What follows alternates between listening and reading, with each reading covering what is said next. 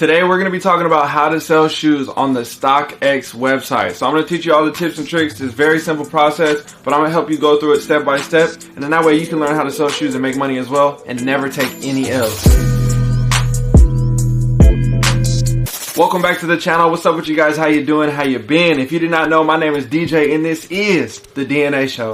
Now, this is a question that I thought a lot of people already knew the answer to, but I still get this question to this day. So I figured it was only right to make this video. So again, if you are new to the channel, don't forget to hit that subscribe button. If you're old, what's up with you? You already know what to do. Drop a comment down below and hit that like button as you go along this video. Helps out the algorithm oh so much. I picked these up recently the other day, but they were a size 11.5. I'm a size 13.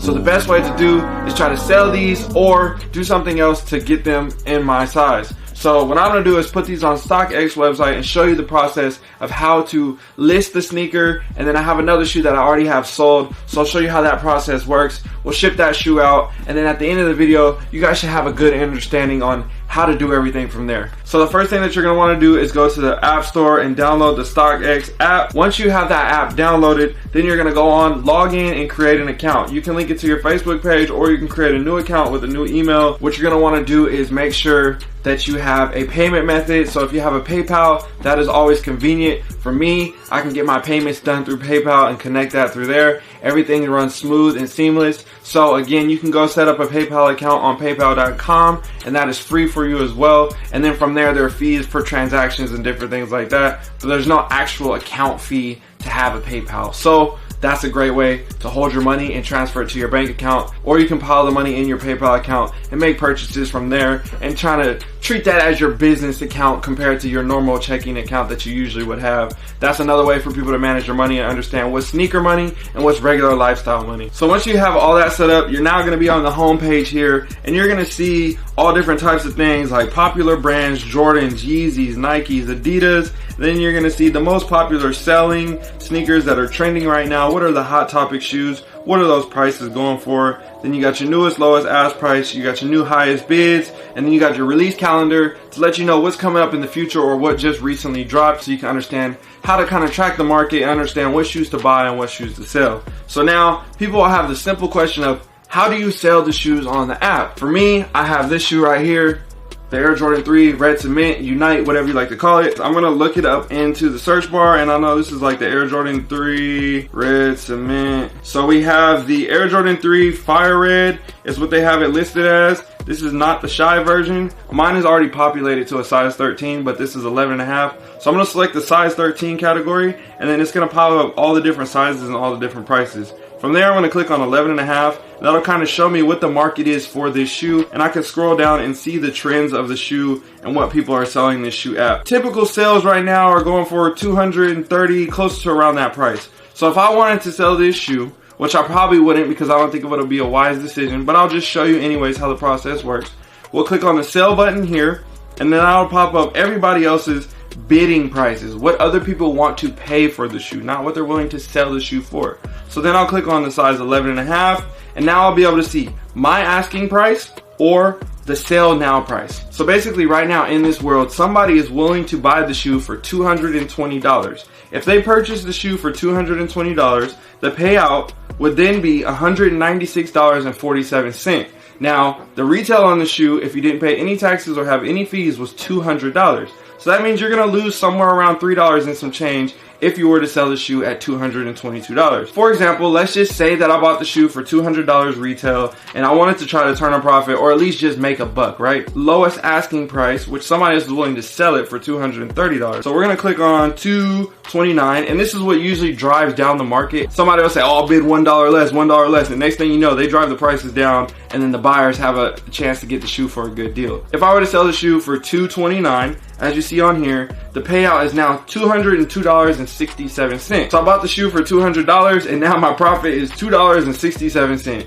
Yay. Right, so you see what I'm saying? Certain shoes show you that maybe it's not worth selling it now, maybe it's worth holding it on later, or if you think the shoe's gonna go down in value, maybe it is worth selling it now because it might go down in value or because it hasn't released yet. You know, there's a lot of factors which comes to another part of the game. So I'm gonna post the shoe for $250 and that's gonna give me $221. I'm gonna ask over the normal asking price, and then you accept, yes, I have the sneaker box, yes, it's authentic, I'm able to ship in 2 days once the sale happens, and then I confirm the asking sale. From there, now it says, hey, you have successfully listed the shoe for $250. It is now live, size 11.5. StockX requires that sneakers are dead stock and 100% authentic. Whatever it is that comes with the sneaker, you have to have everything that comes with the shoe. So you can't just try to keep the hang tag or different things like that. Otherwise, they'll send it back to you and they'll not give you the sale, and they'll kick the money back and you won't make any money. And you'll have to pay for shipping. Step number 2, it says buyers have the option to bid on your sneakers or buy them immediately. So what that means is, just like we saw earlier with the bids, people are able to bid on the shoe to try to get you to accept a lower offer. Or you can stay firm with your sell price and say, hey, this is all I want to sell it for. I don't want to go any lower. And you can wait until the day that that sneaker sells. Sometimes it takes a really long time, and sometimes you can overbid what the shoe is worth, and people sometimes buy it. So don't always be gung-ho to just go ahead and sell it for that lower price and not make as much money. If you're patient and you know that you can afford to be patient and you know the shoe that's going to hold its value, be patient and you'll get your money. It always works. So always try to do that to stay ahead of the game, and that way you're never losing any money just trying to say, I flipped some shoes, yet you didn't turn a profit or you took a $5 loss for no reason. So step number 3, it says StockX is not an auction, so sneakers are not automatically sold to the highest bidder, which means, yeah, they could be $1 underneath your bid, but that doesn't mean there's an expiration date or anything like that. Once you say yes to those bids, then it's a sale. But there's never any sale unless you accept that or they buy now on your price that you requested. When it comes to your shoes being listed on the StockX app, they're normally listed for 30-day period, and then from there you have to refresh that listing because it expires, and then they want you to repost it again. So every 30 days, if that shoe has not been sold yet, you have to remember to refresh that listing and say, hey, I'm still looking forward to selling this shoe. And that way it lets the app know that you still have it and you're still trying to sell it. So that way people don't just put stuff on there and forget about it and then it sells and they don't have it. Number 4, the last step, it says you can accept a buyer's bid at any time to complete a transaction. So people have accepted low bids before and literally just dump shoes for the very low, which can be advantage for you when you're buying sneakers, not selling sneakers. Never sell it for that low bid, right? Always try to get as much as you can for it. But that's another topic in another video on how to get shoes for a steal on StockX and how to get those great deals. But we can talk about that in another video. So we're going to hit the finish button now, and we are going to have a live bid. So now it says your current asking price is $250, and I can update that on the update button right here and change my asking price and go down to match the market.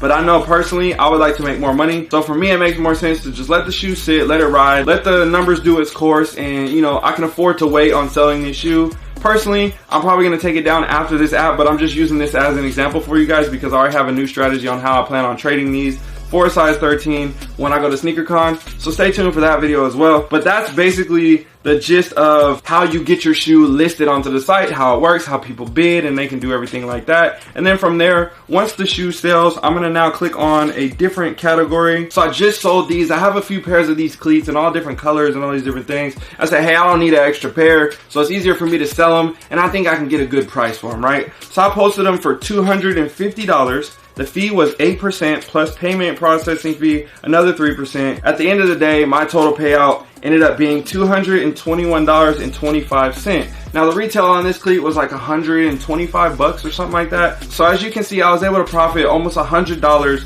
off of this cleat by just letting it sit over time, letting it sit around. This cleat was selling for, let's go back and look actually, $109, $120, $200, and then my sale recently for $250. So I was patient with the market and I was able to sit around and wait because I knew somebody else would buy that shoe for that price. I just didn't get, you know, anxious or needed the money or anything like that where I drove my price down on myself, competing against myself, trying to get that sale. So if you can be patient, if you can afford to be patient, trust me, it's worth it because as you can see, I was able to make a quick profit of $100 off of a cleat like this, and I have multiples of it. So for me, it's a win-win. So let's go now and talk about how to ship it out and how to complete the order and make that money. So the next step is printing the label, getting the shoe shipped out, waiting for it to get confirmed and authorized. Once it gets authenticated, then you get your money paid out to your PayPal, and I'll show you how that works. So what you're gonna wanna do is print the label. You're gonna click on label print,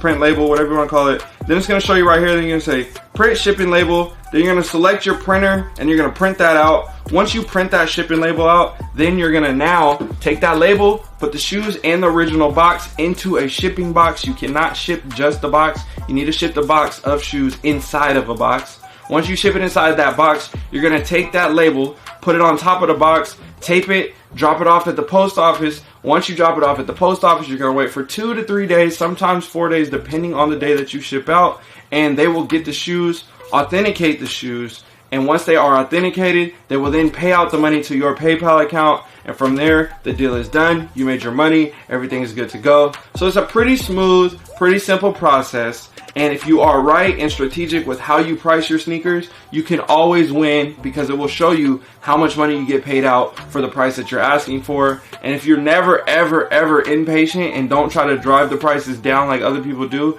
you can be patient. You can make some good money off of this app. But it's also being wise and being patient. So if that was helpful, I hope it was. If you guys have any other questions, let me know. I have other tips and tricks on how to never lose money and how to always get good deals on StockX. So if you guys want to see those different things, stay tuned for that. I'm going to be dropping some videos about stock and stuff this week. So also stay tuned for those. Show you guys how to get started on investing on not just sneakers, but other things with life, stock, investments, you name it, different things like that with real estate, all different type of stuff. I'm excited to introduce that stuff to you guys. I hope you guys enjoy this. My name is DJ. Don't forget to like, comment, share, and subscribe. I'm gone. Peace.